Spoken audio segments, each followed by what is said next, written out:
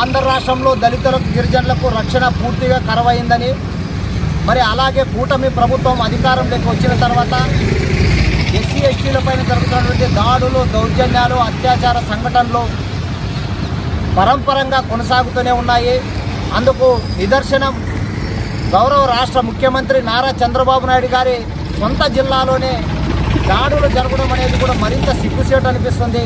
మరి ఆ క్రమంలోనే 2 రోజుల క్రితం చంద్రగిరి నియోజకవర్గంలోని మాల జేమ్స్ అనే ఒక బీటెక్ చివరి సంవత్సరం చదువుతున్న విద్యార్థిపై యశ్వంత్ నాయుడు కొంతమంది రౌడీలను తీసుకొని పోయి కిడ్నాప్ చేసి 2 రోజుల పాటు బంధించి అతి కిరాతకంగా కొట్టి అతని పైన మూత్రం పోసి మూత్రం తాపించి, మరి అలాగే కట్రాయర్ అతను అరుపులు అరవకుండా నోట్లో పెట్టి ఈ రకంగా చిత్రహింసలు గురి చేస్తూ దాడులు చేయడం అనేది కూడా మరింత సిగ్గుచేటు.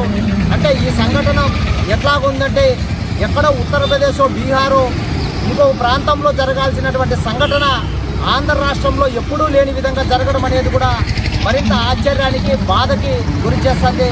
మరి ఇంత జరుగుతున్నా మరి ఆ బాధితుడు గేమ్స్ వచ్చి నా పైన ఈ రకమైనటువంటి యశ్వంత్ నాయుడు మరియు రౌడీ షీటర్లు కొంతమంది పేర్లు చెప్పి వీళ్ళంతా దాడి చేశారని చెప్పేసి పోలీస్ స్టేషన్లో కంప్లైంట్ చేస్తే, మరి పోలీసులు కొంతమంది పేర్లు తీసేసుకొని వస్తేనే మేము కేసు నమోదు చేస్తామని చెప్పడం కూడా మరింత ఆశ్చర్యానికి, బాధకి కలగజేస్తుంది.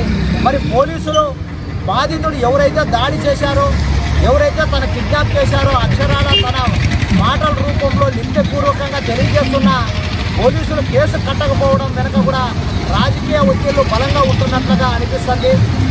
మరి అదే క్రమంలోనే డిప్యూటీ సీఎం పిఠాపురం నియోజకవర్గంలో మల్లం గ్రామంలోని మాల కులస్తులని ఏకంగా గ్రామ బహిష్కరణ చేయడం కూడా మరింత సిగ్గుచేటు అని చెప్పేసి, ఒక ఉప ముఖ్యమంత్రి నియోజకవర్గంలోనే ఈ రకంగా జరిగిందంటే మరి ఈ రాష్ట్రంలో దళిత గిరిజనులకు ఎంత మాత్రం రక్షణ ఉందో మనం అర్థం చేసుకోవచ్చు.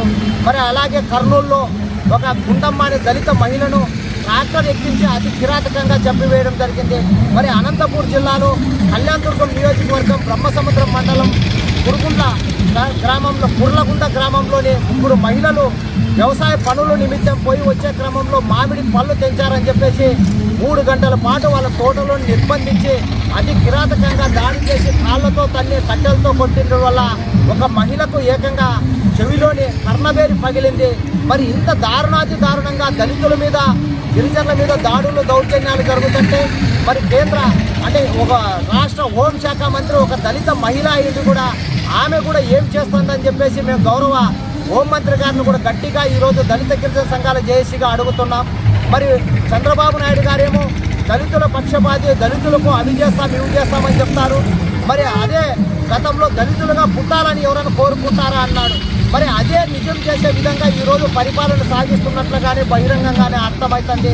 వీటన్నిటికీ పరిష్కార మార్గం ఏమంటే దళిత గిరిజనులపై జరుగుతున్నటువంటి దాడులు, దౌర్జన్యాలు ఎవరైతే చేస్తారో వాళ్ళ మీద ఎస్సీ ఎస్టీ అట్రాసిటీ కేసు కానీ లేకుంటే అత్యాయత్నం కేసులు పెట్టుకోకుండా తూతు మంత్రంగా 324 ఏదో గొడవ పడ్డారు, దూషించుకున్నారనే రీతిలో కేసులు నమోదు చేయడం కూడా చాలా బాధ కలిగిస్తుంది.